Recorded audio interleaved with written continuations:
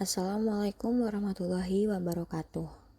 Kami dari kelompok 1 akan mempresentasikan materi kromatografi yang berjudul validasi metode analisis asam retinoat dalam krim wajah dengan metode kromatografi lapis tipis atau KLT densitometri.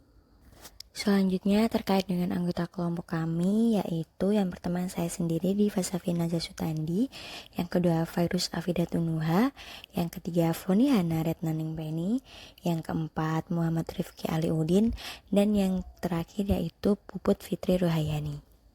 Untuk pembahasan yang akan disampaikan pada presentasi kali ini yaitu yang pertama latar belakang penelitian, yang kedua prosedur kerja penelitian, yang ketiga pembahasan hasil penelitian, dan yang terakhir yaitu saran dan kesimpulan. Untuk yang pertama yaitu latar belakang penelitian. Asam retinoat merupakan retinoid aktif turunan vitamin A dalam bentuk asam dari L-transretinol atau retinoid dalam bentuk alkohol. Bahan ini sering digunakan sebagai preparat untuk kulit, terutama dalam pengobatan jerawat untuk mengatasi kerusakan kulit akibat paparan sinar matahari, serta sebagai pemutih. Penggunaan asam retinoat memiliki efek samping bagi kulit sensitif, yaitu kulit menjadi gatal, memerah, dan terasa panas, serta jika pemakaian yang berlebihan pada wanita yang sedang hamil dapat menyebabkan cacat pada janin. Asam retinoat boleh digunakan untuk pengobatan jerawat dan photoaging dengan syarat konsentrasi sebesar 0,05% dan 0,1%. Salah satu metode analisis yang digunakan untuk mengidentifikasi asam retinoat adalah dengan kromatografi lapis tipis atau KLT. Metode ini memiliki beberapa keuntungan, antara lain prosedur yang sederhana dan memiliki tingkat ketelitian yang baik. Validasi metode dilakukan dengan tujuan untuk membuktikan bahwa metode analisis yang digunakan telah memenuhi parameter-parameter validasi yang ditetapkan agar kinerja metode ini terjamin dan hasil yang didapatkan mudah dipercaya. Selain itu, untuk menjamin bahwa metode analisis akurat dan spesifik, International Conference on Harmonization atau ICH membagi karakter validasi metode menjadi beberapa parameter validasi dengan kategori presisi, akurasi, spesifisitas, linearitas, batas deteksi atau LOD, batas kuantifikasi atau LOQ, dan kisaran. Untuk selanjutnya masuk ke prosedur kerja penelitian. Di sini ada alat dan bahan yang digunakan. Untuk alatnya, di sini ada baku asam retinoat BPFI, sampel krim wajah, lempeng KLT silika gel, asam asetat glasial PA, aseton PA, etanol PA, dan metanol PA. Untuk bahan yang digunakan itu ada bejana kromatografi, kertas saring Wetman, lampu UV 254 nm, TL scanner, timbangan analitik, pipet volume 1 mili dan 2 mili, pipet tetes, pro pipet, labu ukur 10 mili dan 25 mili, gelas ukur 5 mili, 10 mili dan 25 mili, gelas beker 50 mili dan 100 mili, gelas arloji, oven, dan terakhir ada vortex. Kemudian yang pertama, penyiapan fase gerak. Komposisi fase gerak yang digunakan mengacu pada panduan Badan POM yang terdiri dari fase gerak sistem A dan sistem B. Fase gerak sistem A dibuat dari campuran N-heksan, asam asetat glasial 0,33% dalam metanol 9:1 V/V. Dan fase gerak sistem B dibuat dari campuran N-heksan, aseton 6:4 V/V. Kemudian fase gerak tersebut dibuat dalam volume 30 mili. Kemudian yang kedua, penyiapan stok larutan baku asam retinoat 5000 ppm. Kurang lebih 50 mg baku asam retinoat BPFI dimasukkan ke dalam labu ukur 10 mili dan dilarutkan dalam 5 mili metanol. Homogenkan menggunakan vortex selama 2 menit dan diencerkan dengan metanol sampai tanda batas. Selama proses pembuatan larutan baku asam retinoat, wadah yang digunakan dibungkus dengan aluminium foil untuk meminimalkan penguraian asam retinoat. Selanjutnya yang ketiga, penyiapan larutan baku asam retinoat 1000 ppm. Larutan baku asam retinoat 5000 ppm yang telah tadi dibuat dipipet sebanyak 5 mili dan dimasukkan ke dalam labu ukur 25 mili. Selanjutnya diencerkan dengan metanol hingga tanda batas. Selanjutnya yang keempat, pembuatan larutan uji. Sampel krim wajah ditimbang lebih kurang 3 gram, dimasukkan ke dalam tabung reaksi 30 mili dan dibungkus dengan aluminium foil. Sampel selanjutnya ditambahkan dengan 10 ml metanol, dihomogenkan menggunakan vortex mixer selama 5 menit dan didinginkan dalam es selama 15 menit. Larutan sampel kemudian disaring melalui kertas saring Wetman nomor 41 atau yang setara. Selanjutnya yang kelima, optimasi panjang gelombang. Larutan baku asam retinoat dan pelarut metanol ditotolkan sebanyak 2 ml pada plat KLT menggunakan linomat. Selanjutnya, plat tersebut dikembangkan sejauh 8 cm dari batas penotolan awal dan dilakukan pembacaan pada panjang gelombang 200 sampai 400 nm. Kemudian selanjutnya masuk ke validasi metode. Yang pertama itu ada uji spesifisitas, larutan baku asam retinoat, larutan uji, dan larutan spike. Sampel ditotolkan sebanyak 2 ml 3 totolan ke plat KLT. Plat selanjutnya dikembangkan sejauh 8 cm dari batas penotolan awal dan dianalisis menggunakan densitometer sesuai panjang gelombang yang telah dioptimasi. Kromatogram yang dihasilkan selanjutnya diamati dan dibandingkan. Kemudian yang kedua ada uji linearitas LOD dan LOQ. Larutan baku asam retinoat 1000 ppm yang telah dibuat diencerkan dengan konsentrasi 100 ppm, 200 ppm, 300 ppm, 400 ppm, dan 500 ppm. Masing-masing konsentrasi tersebut ditotolkan sebanyak 2 ml ke plat KLT. Kelinieran metode diukur dari kurva hubungan antara area dengan konsentrasi dan dihitung persamaan garis linearnya. Y sama dengan Bx plus A. Ditentukan nilai koefisien korelasi LOD dan LOQ. Selanjutnya yang ketiga ada uji presisi sebanyak 2 ml larutan baku asam retinoat 300 ppm ditotolkan pada plat sebanyak 6 totolan. Plat tersebut selanjutnya dikembangkan sejauh 8 cm dari batas penotolan awal dan dianalisis dengan densitometer. Kromatogram yang dihasilkan kemudian dihitung nilai koefisien variansi.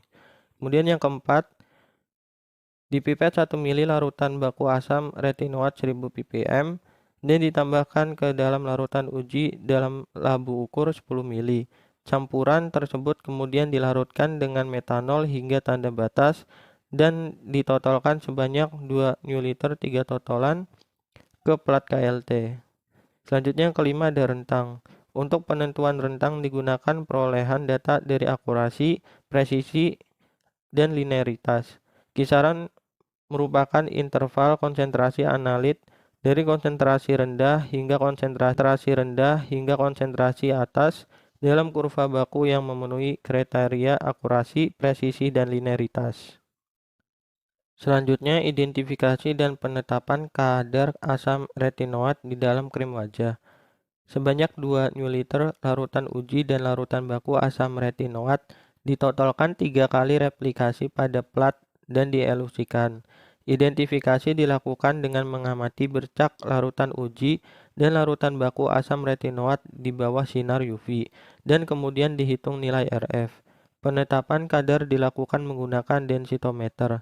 Densitogram yang dihasilkan berupa data luas area kemudian diplotkan pada persamaan regresi linier Y sama dengan Bx plus A. Berdasarkan perhitungan tersebut dapat diperoleh konsentrasi asam retinoat yang terkandung dalam sampel. Yang selanjutnya yaitu pembahasan dan hasil penelitian. Penelitian ini dilakukan untuk menentukan kadar asam retinoat dalam krim wajah dengan metode kromatografi lapis tipis atau KLT densitometri. Penelitian diawali dengan penyiapan larutan baku dan larutan uji, penyiapan fase gerak serta penentuan panjang gelombang maksimal. Selanjutnya dilakukan validasi metode analisis untuk memastikan metode yang dilakukan telah memenuhi persyaratan parameter untuk tujuan analisis. Analisis asam retinoat di dalam krim wajah dilakukan secara kuantitatif dan kualitatif. Secara kualitatif dilakukan dengan identifikasi nilai RF bercak yang terdapat pada plat yang diamati menggunakan detektor UV. Sedangkan secara kuantitatif dilakukan dengan mengetahui luas area kromatogram untuk menentukan konsentrasi analit yang terkandung dalam sampel. Analisis asam retinoat pada krim wajah dilakukan dengan menimbang 3 gram sampel, kemudian diekstraksi dengan 10 ml metanol. Metanol ini sendiri berguna untuk sebagai pelarut karena metanol spesifik dalam melarutkan asam retinoat yang terdapat dalam basis krim. Kemudian pencampuran menggunakan vortex selama 5 menit ini bertujuan agar asam retinoat dapat terpisah dari basis sehingga terjadi pemisahan yang baik antara fase basis dengan fase asam retinoat metanol. Kemudian fase asam retinoat metanol diambil untuk dilakukan pengujian KLT pada fase basis dan fase asam retinoat metanol yang terpisah. Kemudian fase tersebut diambil dengan melakukan penyaringan menggunakan kertas saring wetman untuk memisahkan larutan sampel dari komponen lain yang dapat mengganggu proses analisis. Dua sistem fase gerak dilakukan pada penelitian ini untuk mendapatkan profil pemisahan yang baik sesuai ketentuan BPOM. Selanjutnya yaitu penentuan panjang gelombang maksimum. Penentuan panjang gelombang maksimum bertujuan untuk menentukan panjang gelombang asam retinoat untuk menghasilkan serapan maksimum. Nah, panjang gelombang maksimum juga dilakukan untuk kedua fase gerak, yaitu fase gerak A dan B, yang bertujuan untuk mengetahui pengaruh fase gerak tersebut dengan serapan maksimum pada standar asam retinoat. Seperti gambar kromatogram ini yang sudah dapat disimpulkan bahwa spektra tertinggi standar asam retinoat pada fase gerak sistem A terletak pada panjang gelombang 334 nanometer, sedangkan fase gerak B berada pada 337 nanometer. Yang selanjutnya yaitu pembuatan kurva baku. Persamaan kurva baku digunakan untuk mendapatkan hubungan linearitas antara konsentrasi baku dengan area undergroove, yang menggambarkan kadar dari tiap masing-masing konsentrasi baku yang digunakan. Kadar larutan baku asam retinoat yang digunakan pada penelitian ini sebesar 100 ppm, 200 ppm, 300 ppm, 400 ppm, dan 500 ppm. Hasil kurva baku asam retinoat menunjukkan adanya hubungan yang linier antara AUC dan kadar, di mana terjadi peningkatan AUC seiring dengan meningkatnya kadar.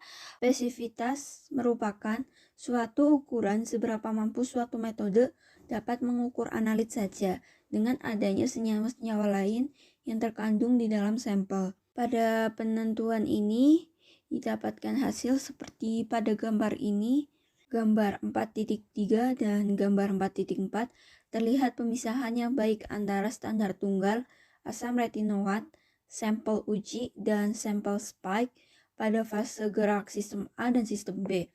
Hal ini menunjukkan bahwa senyawa lain yang terdapat pada sampel tidak mempengaruhi pemisahan asam retinoat. Yang selanjutnya yaitu linearitas. Linearitas merupakan kemampuan suatu metode untuk memperoleh hasil uji secara langsung proporsional dengan konsentrasi analit pada kisaran yang diberikan. Berdasarkan ketentuan AOAC, parameter nilai linearitas yang diterima yaitu jika koefisien relasinya yaitu lebih dari 0,99. Penentuan persamaan kurva baku ini menggunakan 5 konsentrasi yaitu pada 100 ppm, 200 ppm, 300 ppm, 400 ppm, dan 500 ppm. Pada percobaan ini didapatkan persamaan garis asam retinoat dengan fase gerak sistem A adalah Y sama dengan 12,505 X plus 320,34 dengan koefisien korelasinya yaitu 0,996. Untuk fase gerak sistem B, Y sama dengan 17,05 X plus 8617,3 dengan koefisien korelasinya yaitu 0,996. Pada kedua fase gerak sistem A dan B memenuhi syarat yaitu karena koefisien korelasinya lebih dari 0,995. Dilihat pada kedua kurva pada gambar 4.5 dan 4.6 menunjukkan korelasi antara konsentrasi asam retinoat dengan AUC yang baik, di mana dengan bertambahnya konsentrasi asam retinoat diikuti dengan kenaikan dari nilai AUC. Selanjutnya yaitu LOD dan LOQ. LOD didefinisikan sebagai konsentrasi analit terendah dalam sampel yang masih bisa dideteksi, meskipun tidak selalu dapat dikuantifikasi. Sementara batas kuantitasi didefinisikan sebagai konsentrasi analit terendah dalam sampel. Semakin kecil nilai batas deteksi dan batas kuantitasi, maka semakin sensitif metode tersebut. Persamaan regresi linier didapatkan nilai LOD untuk sistem A dan sistem B secara berturut-turut sebesar 17,31 dan 20,19. Sedangkan untuk nilai LOQ secara berturut-turut yaitu 11,92 dan 51,62. Selanjutnya yaitu presisi. Presisi dapat didefinisikan sebagai prosedur analisis menyatakan kedekatan kesesuaian atau derajat sebaran di antara serangkaian pengukuran yang diperoleh dari pengambilan sampel berulang pada sampel homogen yang sama di bawah kondisi yang ditentukan. Presisi dapat diukur dengan perhitungan dari RSD. Hasil persen RSD yang diperoleh pada fase gerak sistem A dan sistem B secara berturut-turut yaitu 3,98% dan 2,85%. Sedangkan untuk RSD Horwitz yang diperoleh masing-masing sebesar 6,79 dan 6,82. Nilai tersebut menunjukkan bahwa metode telah memenuhi parameter uji presisi berdasarkan AOS. Kemudian akurasi. Akurasi merupakan ketelitian metode analisis atau kedekatan antara nilai terukur dengan nilai yang diterima baik dari konvensional, nilai sebenarnya, dan nilai rujukan. Akurasi dilakukan dengan membandingkan zat yang sedang dianalisis dengan baku pembanding. Uji akurasi pada penelitian ini dilakukan dengan metode adisi, yakni dengan penambahan larutan standar yang telah diketahui konsentrasinya ke dalam larutan sampel. Uji akurasi dilakukan dengan 3 seri kadar asam retinoat yang berbeda yang mewakili kadar rendah, sedang, dan tinggi. Masing-masing ketiga kadar tersebut diujikan sebanyak 3 totolan dengan 2 sistem fase gerak yaitu fase gerak A dan fase gerak sistem B. Berdasarkan tabel 4.5 dan tabel 4.6 diperoleh nilai persen perolehan kembali atau persen recovery asam retinoat pada fase gerak sistem A sebesar 96,87% dan pada fase gerak sistem B sebesar 96,64%. Merujuk pada persyaratan AOAC, nilai keberterimaan akurasi tersebut pada unit kadar 100 ppm adalah 90 hingga 110%, sehingga dapat disimpulkan bahwa akurasi asam retinoat pada fase gerak sistem A dan sistem B ini telah memenuhi persyaratan uji akurasi menurut AOAC. Selanjutnya yaitu kisaran atau range.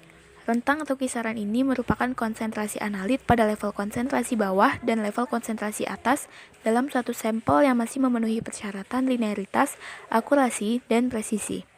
Apabila rentang dapat ditentukan dalam penetapan kadar, maka pada saat penetapan kadar, jumlah analit yang dituju dapat diarahkan ke level analit yang memenuhi rentang sehingga dapat memberikan hasil yang baik. Hasil yang diperoleh dari penelitian ini menunjukkan bahwa asam retinoat telah memenuhi persyaratan linearitas, akurasi, dan presisi yang berada pada kisaran kadar 100 hingga 500 ppm. Selanjutnya, ada identifikasi kandungan asam retinoat di dalam sediaan krim wajah. Identifikasi kandungan asam retinoat dalam krim wajah dilakukan dengan cara membandingkan nilai RF sampel dengan nilai RF standar asam retinoat. Dua senyawa dikatakan serupa apabila keduanya memiliki nilai RF yang sama diukur pada kondisi KLT yang sama. Selain dengan menggunakan nilai RF, identifikasi kandungan senyawa asam retinoat juga dilakukan di bawah penyinaran lampu UV yang akan berfluoresensi memberikan bercak gelap.